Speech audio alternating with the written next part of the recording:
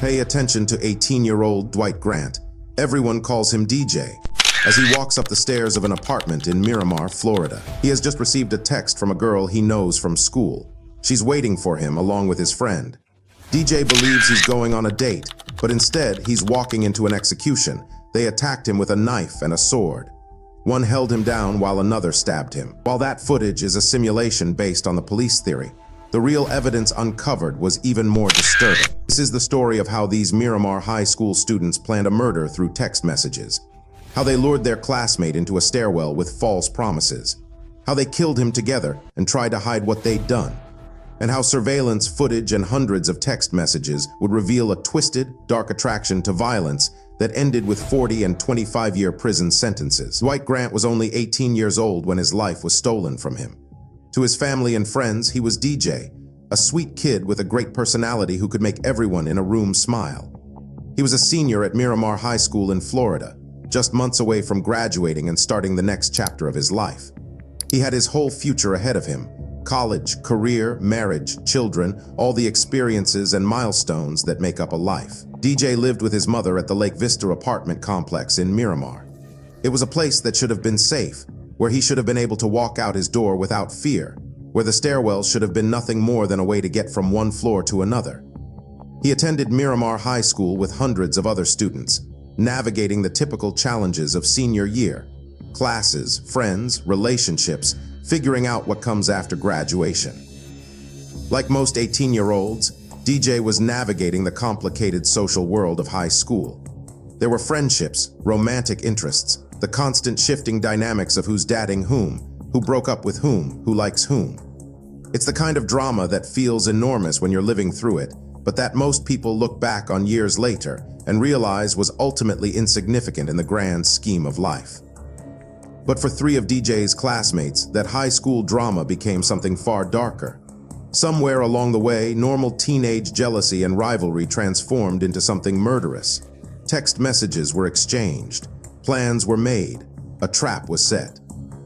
And DJ Grant, who thought he was just a normal high school senior living a normal life, became the target of a premeditated murder plot orchestrated by people he knew, people he saw in the hallways at school, people he probably considered friends or at least friendly acquaintances. On October 17th, 2021, DJ had no idea this would be his last day alive. The murder of DJ Grant wasn't a spontaneous act of violence. It wasn't a fight that got out of hand or a confrontation that escalated unexpectedly. This was planned, coordinated, and executed through text messages exchanged between 3 teenagers who had decided that killing their classmate was an acceptable response to high school drama. The ringleader was Clements, 17 years old at the time. Clements was angry, furiously, murderously angry, because DJ had allegedly hooked up with Clements' ex-girlfriend, Christy Parisian. In Clements' mind, DJ was a romantic rival who needed to be eliminated. This wasn't about self-defense or protecting himself from some threat. This was about jealousy, about ego, about a teenage boy who couldn't handle the fact that his ex-girlfriend had been with someone else. Christy Parisian, also 17, was Clements' ex-girlfriend, and one of the 2 young women DJ had allegedly been involved with. Jaslyn Smith, just 16 years old, was the 3rd member of this deadly trio. Together, these 3 teenagers exchanged hundreds of text messages planning DJ's murder. Investigators would later describe these messages as revealing a twisted, dark attraction to violence shared by all 3 teens. The plan they devised was as cruel as it was calculated. They would use sex as bait. One of the girls would message DJ with the promise of a sexual encounter. What 18-year-old boy wouldn't respond to that? They knew DJ would come if they dangled that possibility in front of him. They knew he would walk right into their trap, expecting one thing and having no idea he was about to be murdered. On October 17th, 2021, the plan was put into motion. DJ received the text message, "Come meet me in the stairwell." The promise was made, the bait was set. DJ left his apartment in the Lake Vista complex and walked to the stairwell. He was probably nervous, excited, thinking about the encounter he expected to have. He had no idea that all 3 of them were waiting for him. He had no idea that instead of a romantic encounter, he was walking into an ambush. The stairwell was perfect for their purposes. empty, enclosed, away from prying eyes. No cameras inside, no witnesses walking by, just DJ and his 3 killers in a concrete space where his screams would echo but wouldn't carry far enough for help to arrive in time. According to interrogation footage that would later surface, Parisian and Smith initially claimed they thought Clements only intended to fight DJ, not kill him. They tried to minimize their own culpability, suggesting they were surprised when things turned deadly. But the evidence told a different story. This was coordinated, this was planned, and both young women actively participated in the murder. When DJ entered that stairwell, they attacked him together. The roles were divided like a military operation. One of the accomplices held DJ down, using their body weight to pin him so he couldn't fight back or escape. Clements wielded the weapons, a knife and a sword. Yes, a sword, not just a kitchen knife or a pocket blade, but an actual sword, suggesting this attack was planned to be brutal and definitive. The third person acted as a lookout, watching for witnesses, making sure no one was coming to help DJ. DJ fought for his life. He struggled, tried to break free, probably screamed and begged them to stop. But he was outnumbered 3-1 with one person holding him down while another stabbed and slashed at him with deadly weapons. The attack was vicious and sustained. Clements struck DJ with the knife, cutting deep into his neck, a fatal wound that severed vital blood vessels. He also struck him with the sword, driving the blade into his chest. The physical evidence would later show the brutality of the assault. These weren't defensive wounds from a fight. These weren't injuries from a scuffle that got out of hand. These were deliberate, forceful attacks with weapons designed to kill. The knife wound to the neck would have caused massive bleeding. DJ probably knew almost immediately that he was dying. The sword wound to the chest was confirmation. His killers wanted him dead, and they were making absolutely certain of it. DJ Grant died in that stairwell, bleeding out on the concrete floor, betrayed by people he had trusted enough to meet, killed by classmates he probably saw every day at school. His last moments were filled with terror, pain, and the horrifying realization that people he knew were murdering him over high school drama. But the 3 killers weren't done. Now they had to deal with the body. They couldn't just leave DJ in the stairwell where he would be quickly discovered. They needed time to get away, time to cover their tracks, time to try to establish alibis. So they moved him. Surveillance cameras at the Lake Vista apartment complex captured what happened next. The footage showed the 3 teenagers moving DJ's body. They dragged him out of the stairwell and outside, struggling with his dead weight. They took him to some bushes at the apartment complex and hid his body there, shoving him into the foliage like he was trash they were disposing of.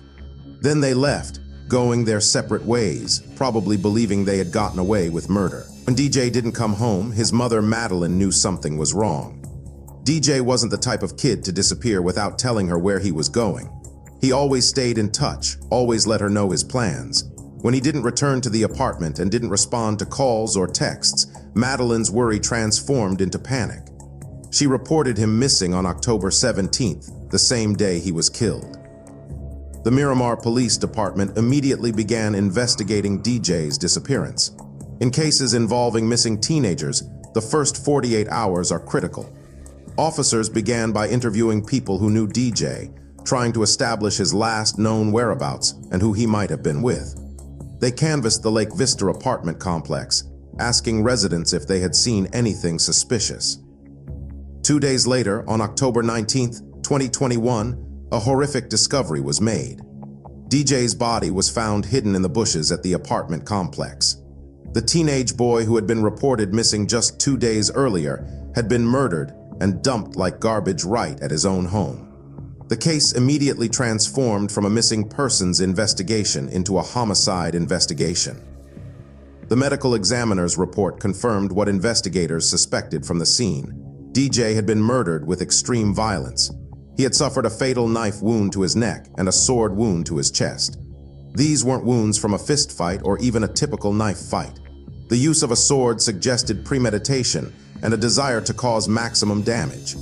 DJ's death had been brutal, painful, and entirely intentional. Investigators began piecing together what had happened. The first major break came from surveillance footage at the apartment complex. While there were no cameras inside the stairwell where the actual murder occurred, Cameras in other areas had captured crucial evidence. The footage showed three figures moving what appeared to be a body. They were dragging something heavy toward the bushes where DJ's body was eventually found. The timestamp on the footage aligned perfectly with when DJ had disappeared.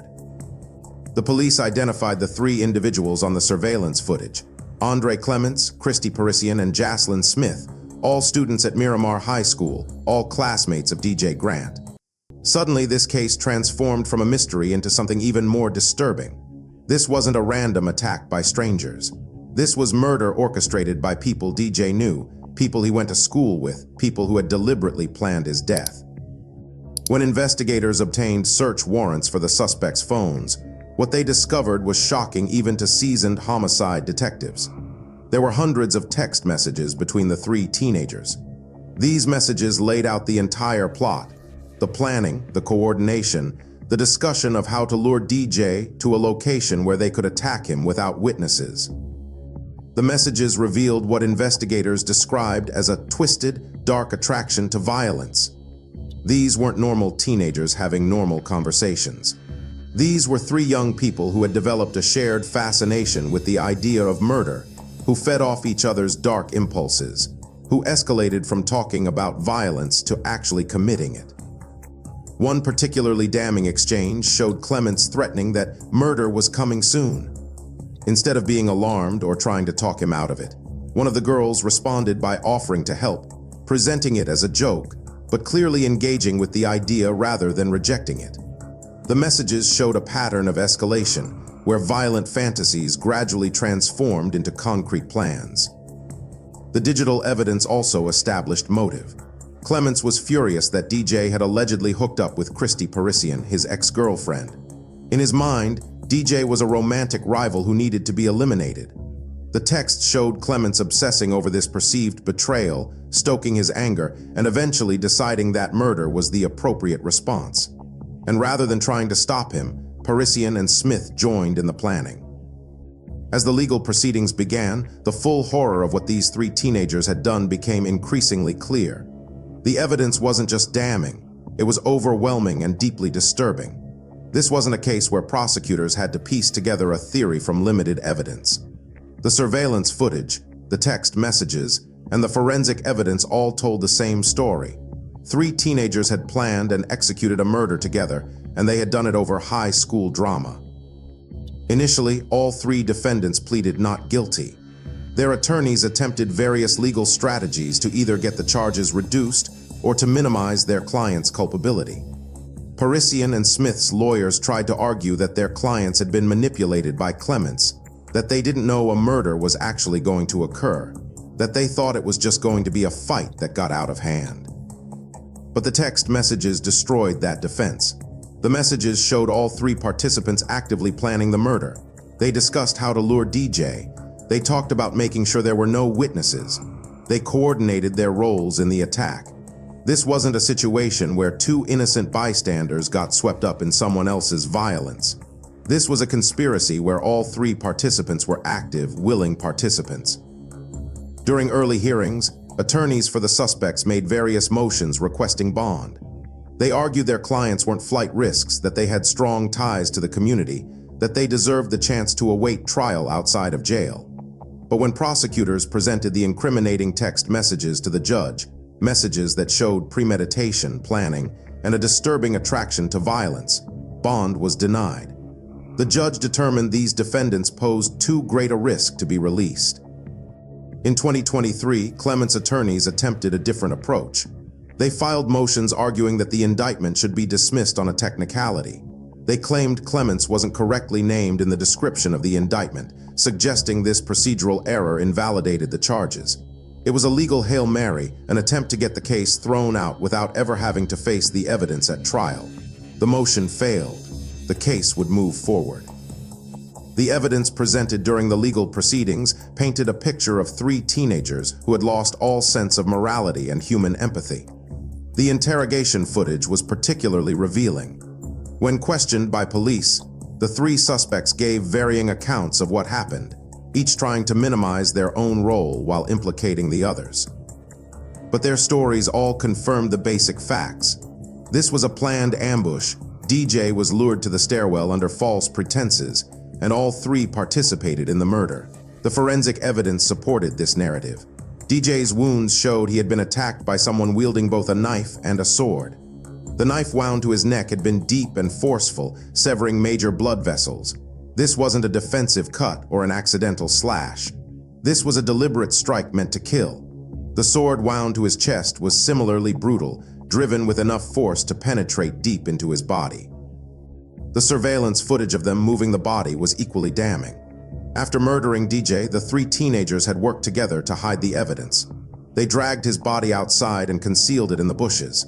They left him there, a human being they had just killed, reduced to a problem they needed to dispose of.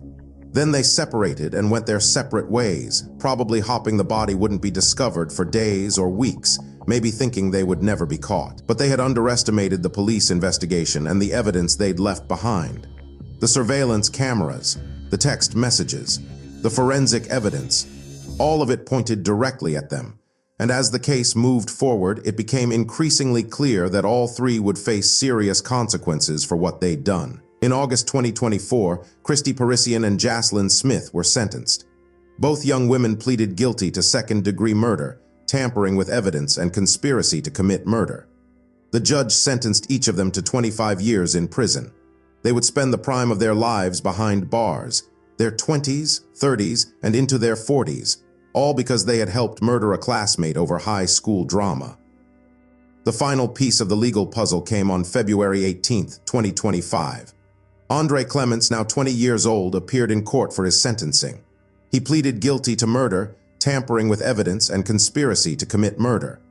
As the ringleader of the plot, as the person who had threatened that murder was coming soon, as the one who had actually wielded the weapons that killed DJ, Clements faced the harshest sentence.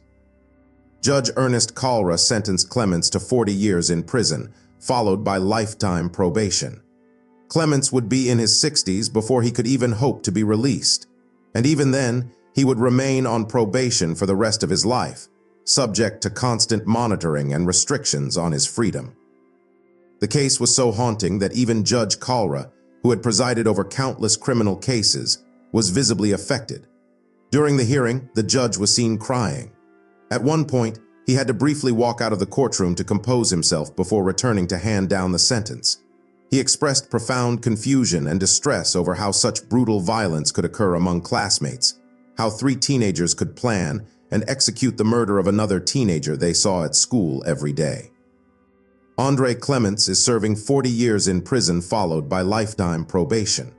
Christy Parisian and Jaslyn Smith are each serving 25 years. All three will spend decades behind bars for murdering their classmate DJ Grant. DJ's mother, Madeline, continues to grieve the loss of her son. She'll never walk him down the aisle, never hear his voice, never watch him build the life she had hoped for him. The Miramar community was shaken by this tragedy, a reminder that violence can erupt even in high school hallways, that teenage drama can escalate to murder when young people lose perspective on the value of human life. Over 200 people attended DJ's candlelight vigil, remembering a sweet kid who could make everyone smile. His legacy is the reminder that jealousy and revenge are never worth a human life, and that the consequences of violence extend far beyond the people who pull the trigger.